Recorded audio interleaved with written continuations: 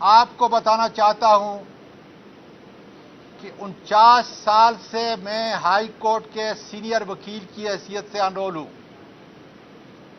اور مجھ کو اجازت نہیں ہے کہ میں رجسٹرار صاحب کے پاس جا کر اس کا لیگل سٹیٹس جو ہے معلوم کر سکوں۔ اسی راجہ سکندر نے، اس کے ممبران نے میرے ملک کے نظام کو جیلی فارم 47 کے ذریعے جس طرح قومی مجرموں کو زرداری اور شریف خاندان جنہوں نے 40 سال سے اس ملک کا بیڑا غرق کیا ان کو مٹھایا ہے، فیصلہ سازوں نے بلی کو گوشت کا چوکیدار بنا دیا اور یہ توقع کرتے ہیں کہ اب ہمارا ملک جو ہے صحیح چلے گا۔ قاضی فائز عیسیٰ صاحب، بہت بڑی قرآن کی آیت ہے، فاحکم بین الناس بالحق، اس کے نیچے آپ بیٹھے ہوئے ہیں، لیکن آپ کے فیصلے، عامر فاروق کے فیصلے اور راجہ سکندر کا گٹھ جوڑ ہمارے بنیادی حقوق کو ختم کر دیا گیا، ہماری شخصی آزادی کو جو اس آئین کے تحت ہے، سب سے بڑا اختیار اس کا مجھے ہے، وہ ختم کر دیا گیا۔ آج یہ میرے پشت کے اوپر یہ عدالتیں آخری سسکیاں لے رہی ہے۔ 4 مہینے پہلے آپ کا نوٹیفیکیشن ہوا، لیکن منصور علی شاہ کا ابھی تک کوئی نوٹیفیکیشن نہیں ہو رہا۔ آج جیلی پارلیمنٹ کے ممبران کو اغوا کرنے کے لیے ہر حربہ استعمال کیا جا رہا ہے کہ کسی طریقے سے جس طرح جیلی 47 فارم کے ذریعے جیلی حکومت کو اور قومی مجرموں کو اوپر بٹھایا گیا، اسی طریقے سے 2/3 میجارٹی لے کر، جیلی 2/3 میجارٹی لے کر اس آئین کے ذریعے جو سارے پاکستان کے اقوام کا، ساری جماعتوں کا دستخطوں سے یہ قانون بنا، اس کو پاؤں تلے روت کر ججوں کی عمر میں زیادہ یا کمی کی جائے۔ بتانا چاہتا ہوں کہ پاکستان کے وکلاء، پاکستان کی سیاسی سوچ رکھنے والے اس آئین اور قانون کے محافظ خدا کے فضل سے نہیں ہونے دیں گے۔ قاضی صاحب، خدا را اپنا قبلہ درست کریں، اپنے فیصلے اس آئین کے مطابق کریں، قانون کے مطابق کریں جس کا حلف آپ نے اٹھایا ہوا ہے۔ اس ملک کے جسٹس کارنیلس بنے، دورا پٹیل بنے، کہیں ایسا نہ ہو کہ آپ کا اور عامر فاروق کا نام مولوی مشتاق سے بھی بدتر ہو، جسٹس منیر سے بھی بدتر ہو، اور یہ ہونے جا رہا ہے۔ عوام کی نفرت کو دیکھیں کہ آج یہ چھوٹا شخص اعظم سواتی جب کسی شاپنگ سینٹر کے اندر جاتا ہے، مساجد کے اندر جاتا ہے، پبلک پلیسز میں آ جاتا ہے تو لوگ میرے ہاتھ چومتے ہیں، ماتھا چومتے ہیں، لیکن جنرل باجوہ اپنی گلی میں کھڑکی سے بھی لوگوں کو جو ہے وہ سامنے نہیں آ سکتا۔ یہ ہے عوامی نفرت جس کا ہمیں سب کو احساس ہونا ہے۔ اس لیے قاضی فائز عیسیٰ صاحب، آپ سے اس قوم کی، اس آئین کی، وکلاء برادری کی، ججز کی بہت بڑی توقعات ہیں۔ اس لیے آپ سے گزارش ہے کہ پی ٹی آئی کے کیس نہ سنیں، عامر فاروق صاحب پی ٹی آئی کے کیس نہ سنیں، عمران خان کے کیس نہ سنیں، ہمارے جتنے اور اسیر ہیں ان کے کیس نہ سنیں۔ اس لیے کہ ہمیں آپ پہ کوئی اعتماد نہیں. آپ کے فیصلوں سے اس آئین کی دھجیاں اڑ چکی ہیں. آپ ہمیں بنیادی حقوق نہیں دے سکتے. اس لیے یہ عمران خان کا پیغام میں آپ کو دے رہا ہوں کہ ہم نے پہلے کہا، اب کہا، اور اب عمران خان کی زبان میں کہتا ہوں کہ آپ پر ہمارا کوئی اعتماد نہیں. وکلاء کا پاکستان کے کوئی اعتماد نہیں. بار کونسلوں کو خریدنے سے وہ اعتماد نہیں بڑھے گا.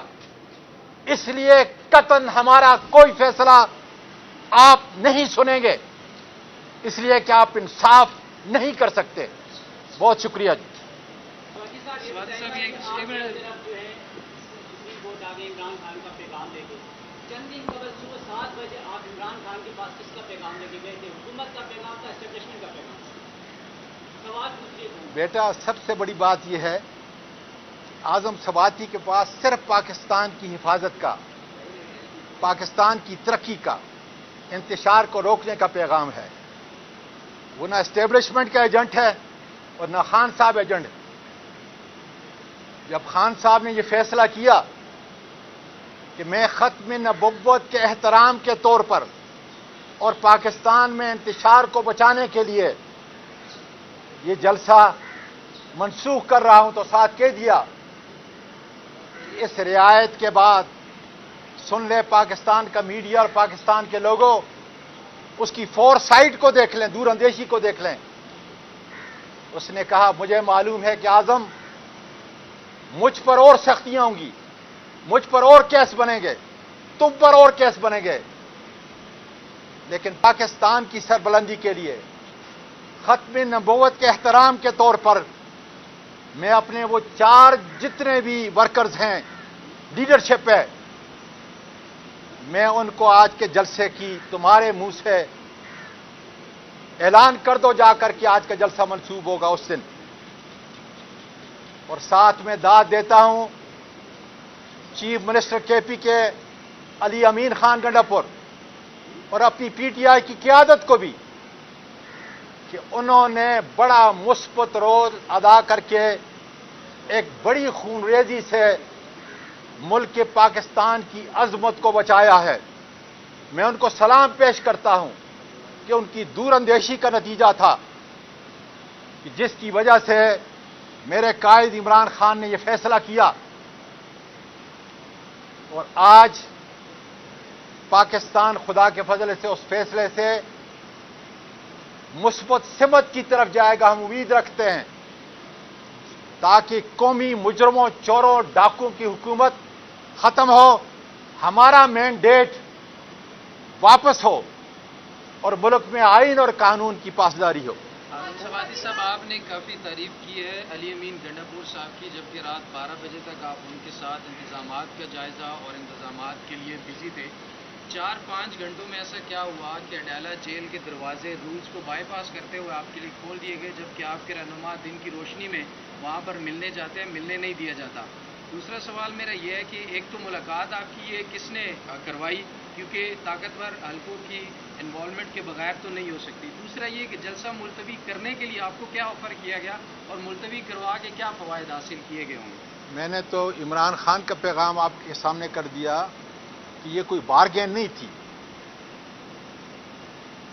جس نے بھی فیسیلیٹیٹ کیا وہاں پہنچانے میں سمجھتا ہوں ایک مثبت عمل ہے پاکستان کے لیے، پاکستان کے نظام کو بچانے کے لیے.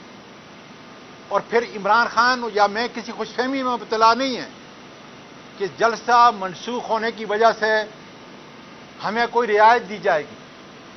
ہم صرف ایک چیز چاہتے ہیں پاکستان میں، میرا لیڈر ایک چیز چاہتا ہے، قانون اور آئین کی پاسداری ہو. ہمیں اب بھی کیس، اپنے جتنے جیلی کیس ہم پہ بنائے گئے ہیں ہم فیس کریں گے. عمران خان خدا کے فضل سے جیل کی سہولتیں برداشت کرے گا، ہمیں کوئی رعایت نہیں چاہیے، لیکن خدا را اس ملک پاکستان کو جو سب کا ملک ہے، فیصلہ سازوں کا ملک ہے، انہوں نے حلف اٹھایا ہوا ہے کہ اس ملک کو بچانے کے لیے ہمیں صرف قانون اور آئین کی پاسداری چاہیے، جس سے یہ ملک بچ سکے گا.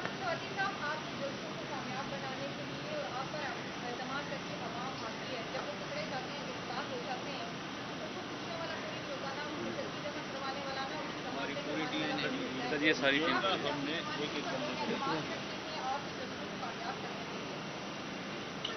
अल्लाह ताला का शुक्र है, मेरी बेटी, अल्लाह ताला का शुक्र है, हम एक मुसीबत से नहीं बहुत सारी मुसीबतों से गुजर रहे हैं।